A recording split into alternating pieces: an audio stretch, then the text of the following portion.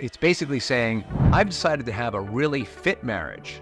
And what I know about wanting to have a fit marriage is it's like wanting to have a fit body. It's going to require exercise. The chemical state is not sustainable for one. You just can't go on for years and years and years and years and years like that. Once the honeymoon phase is over and things get rough, they start comparing their partner to who they were.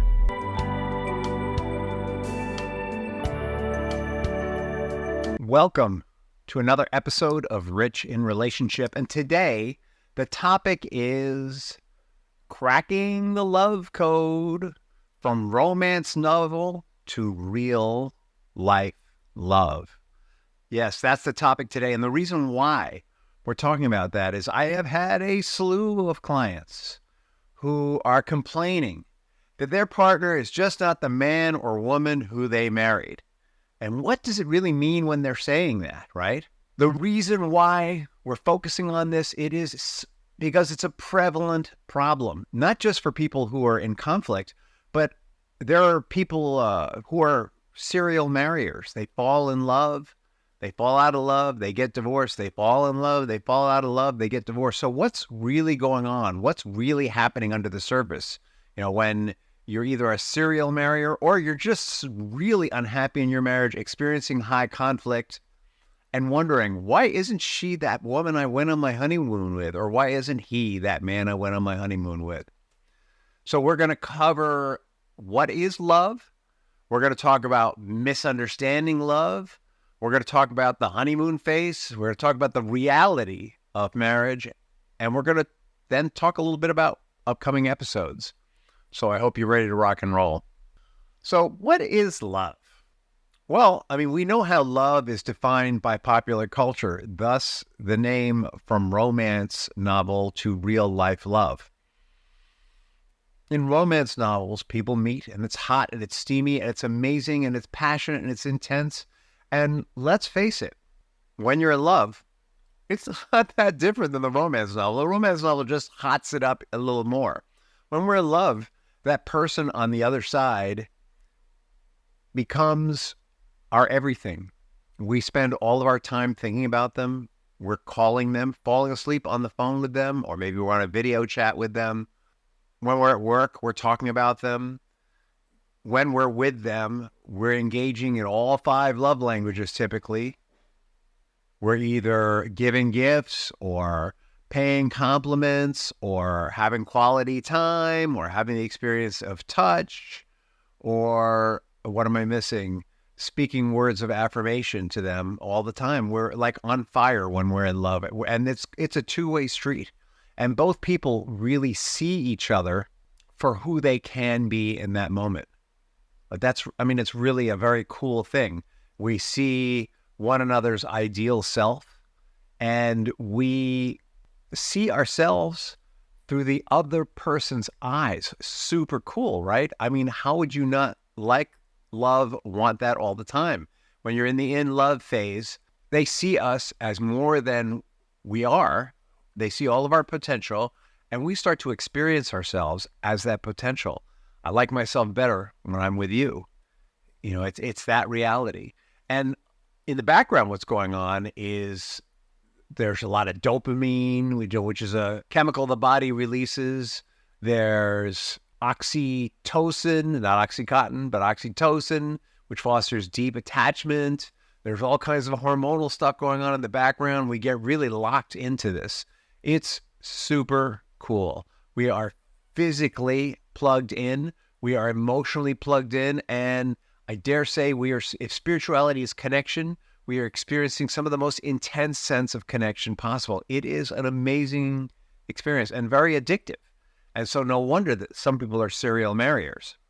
But it's not sustainable. The chemical state is not sustainable for one. You just can't go on for years and years and years and years and years like that. And number 2, eventually, we notice that they have a pimple.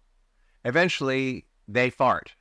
Eventually, we find out that their shit stinks just like everyone else, pardon my language. Right? Eventually, it gets real. And when it gets real, it alters. And when that phase ends, and the studies show that that's an average of 2 to 3 years, and it's different for everybody, one person hits bottom first while the other one's still going. And it's a kind of disappointment for both of them, actually, right? And there's a whole transition that happens there. Then real life happens. The marriage gets real. The relationship gets real. In love is over. Usually there are children involved. The dynamic, the energy, if you will, shifts. And that's when people start to get back to exploring individual fulfillment more and joint fulfillment less. And very often people make the mistake of failing to feed or nurture the relationship. So just understand, there's you, there's the other person, and then there's this thing that you've created, the relationship, right? And so when people are in love, they're building the relationship. They're putting emotional energy into the relationship bank. Let's use a different analogy. They're building a vehicle together. They're building a car together. So when they're in love, they start by building this racy sports car. You know, it's fast, it's energized, it's hot looking, it's sexy. And then in love falls away, and they start to transform that sports car into a minivan, right? They got all these kids to carry. They got a lot of baggage. They find out that they have a lot of baggage, emotional baggage. They've got these children, and it gets to be less shiny, and maybe it gets some dings in it, right? And it's getting some miles on it, and it's getting some wear and tear. And they start to neglect it, right? Both people stop putting energy into the relationship. Now it's a van, remember? It was a sports car, now it's a van. They stop putting it, it's not as sexy as it was. It becomes functional. You have kids, things get really functional. Who's going to put them to bed? Who's going to get them up? Who's going to take them to school? Who's going to take them on play dates? Who's going to pay the bills? Who's going to do the laundry? Who's going to clean the house? Who's going to take care of whatever it needs to be taken care of? It gets very functional. And they start to neglect the relationship. So what happens when you neglect a car? Maybe you stop giving it an oil change, all right? And then it starts, when you don't give a car an oil change on a regular basis, it actually starts to run slower, or maybe the tires deflate and just doesn't drive as well. And then you get a flat tire, and you go, what the heck is this, right? So in a relationship, the equivalent of a flat tire or the oil not being changed is the relationship gets sluggish, or maybe people start fighting. Or maybe a better metaphor for the car would be the front end gets out of alignment. So the car is fighting against itself, right? Instead of the wheels being parallel, one's slightly off. And so the car is fighting itself, and it loses efficiency, right? That's what fighting is kind of like.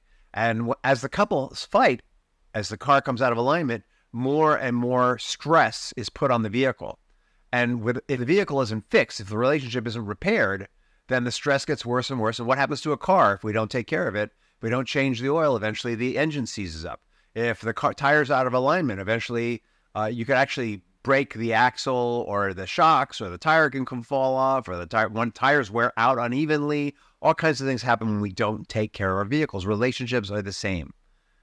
So then what happens? We look at the other person and we go, who the heck is that? You wake up one morning and go, who is that? You know, the woman I married was a sports car. She was hot. She was sexy. She loved the crap out of me. She performed for me. Or maybe it's the guy I married was a Maserati. I step on the gas and man, would he go? It was incredible. He got me where I needed to go. And now, what's this? The car barely drives anymore. Who is this guy, right? So what happens is once the honeymoon phase is over and things get rough, they start comparing their partner to who they were. And what happens is we start comparing people at their worst. When people are fighting and having contentious fights, which is I'm going to win and you're going to lose, a lot of emotional energy, and the arguments don't get resolved, we're basically at our worst in those moments. So what happens is we start comparing our partner at their worst to who they were when we were in love. And by the way, we weren't even in love with who they really were, right? Remember, in love means we don't see their warts and farts. We see them for their potential. So now we're seeing them at their worst and comparing it to them as we saw them in their realized potential. And that's when things get really bad. That's when people start feeling criticized and hurt. That's when misunderstandings become nuclear. And so this misconception we have about being in love can become incredibly destructive to our relationship. And I know that as you're listening to this, you know what I'm talking about. I know that there are people listening to this episode who are going, oh, that's right. That's what happened. And I know that when you're in this place, you feel like there's no way out, but there is always a way through. The only way out is through, and there is always a way through. Let me tell you a story about Kenny and Sammy. For the record, it's Kenny and Samantha. But if you want to think of it as Kenny and Sammy, that's fine too. Kenny and Sammy were mad in love. And they got a beautiful house with a swimming pool in New Jersey, and they had a couple of kids together. And Kenny had a problem with alcohol, and he cheated on Sammy, and she didn't know it. And he was totally absent. So this is the equivalent of they got married, they created a sports car together, and then Kenny drove the sports car off a cliff. It's like that. But Sammy didn't notice that the car went off the cliff, right? She knew something was wrong, but she didn't notice. Then Kenny got sober, but Sammy did notice that the relationship was upside down. And Kenny was using his alcoholism to smooth over some of his own emotional deficiencies. And when he didn't have that anymore, he became a workaholic. He got really super focused on work and making money. Very competitive guy. And he became more and more absent. So now they went from having a sports car to maybe they've got a motorcycle with a sidecar, and Sammy's in the sidecar and Kenny's just driving it off-road. It's really bumpy and it's really uncomfortable. Sammy started to feel really alone, and she was poking him.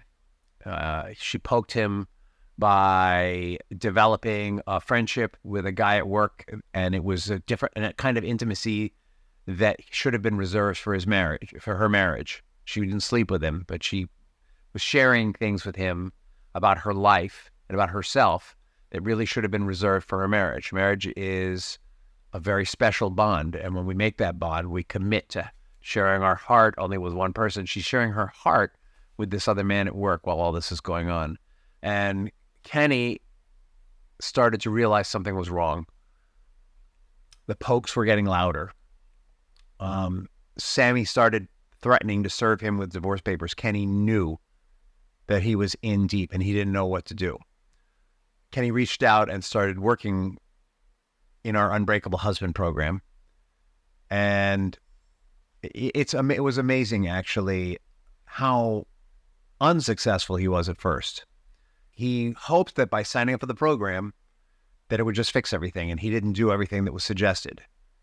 And then about 4 weeks in, after participating kind of half-heartedly, Sammy actually served him with divorce papers.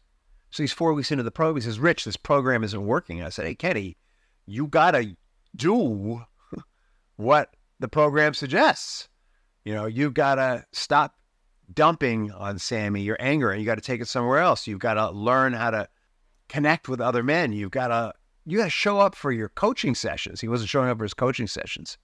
So Sammy now got the ultimate poke, all right? As if the guy at work with Sammy wasn't enough, or being threatened with divorce was enough. When he got the papers, he finally woke up. And I said to him, listen, Sammy wants you to know that she's not going to tolerate you this way anymore, but I promise you, if you change, you can win her back. And in the next 4 weeks, Kenny really applied himself. He learned how to connect with her empathetically. He started dropping the old emotions. He went through our trigger hacking program, and Sammy came up with an idea. She said, Kenny, let's go on a couples retreat. Right now, this is a really good sign, right? Because our women are really the masters of relationships. Their brains are hardwired for relationships. So what happened was she noticed he was changing and she was willing to work on the relationship and she wanted to go on a couples retreat. And this couples retreat really saved their marriage. And Kenny graduated from our program. And what he learned in the program, what he learned in the program was that love is not just about being in love. You know, what he tried to do in the beginning was he tried to sign up for the program and hope it would just go back to being in love. And what he learned was he was never going to go back to being in love. What he learned was that he needed to stop comparing her at her worst to what she was like when they were in love. What he learned in the program was that he needed to take all of his negative emotion and work it out through prayer and meditation, through exercise, through talking to other men. He learned how to express his feelings in ways that she could receive them. He learned how to connect with her empathetically. And the most important thing he learned is that love is a muscle. So, you know, what he knew from the program is that as he went through these changes, she was going to test him to make sure he wasn't just being manipulating and controlling. And he passed all the tests. And because he exercised his love muscle, every time she tested him, he was patient with her. Every time she went off on him, he continued to manage himself in this new way until he proved himself to her and she took over. She took over and took them to this couples program. And they are thriving today, right? This is what real love is. Real love is loving your partner, warts, pimples, parts, and all. And loving them doesn't mean that you're going, oh, you're so beautiful, you're so amazing, you're so gushy. It's when they're at their worst, still seeing them for who they can be at their best and understanding that when they're at their worst, it probably isn't really about you. It's because they're not feeling good in themselves. Right? And because Kenny mastered his own emotions, because he dropped his emotional baggage, because he had a strategy for reconnecting with Sam, because he acted on that strategy, and because he adjusted the strategy as he moved forward, he was able to rescue his marriage.